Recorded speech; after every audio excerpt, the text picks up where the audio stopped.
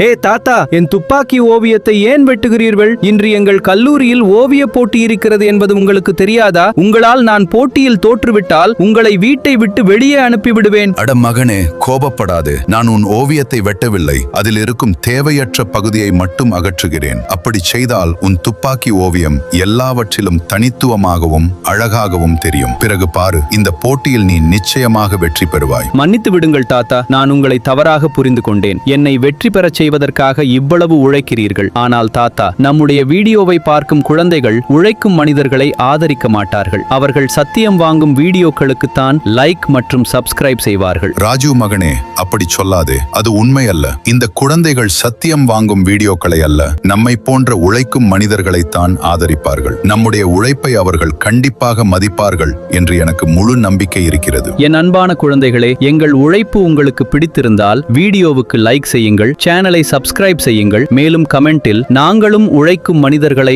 ஆதரிக்கிறோம் என்று எழுதுங்கள். ஆஹா தாத்தா, பாருங்கள், இந்த அன்பான குழந்தைகள் உண்மையிலேயே வீடியோவை லைக் செய்து சேனலை சப்ஸ்கிரைப் செய்து விட்டார்கள். நன்றி குழந்தைகளே. மேலும் கமெண்டில் உங்கள் அழகான பெயரையும் மறக்காமல் எழுதுங்கள்.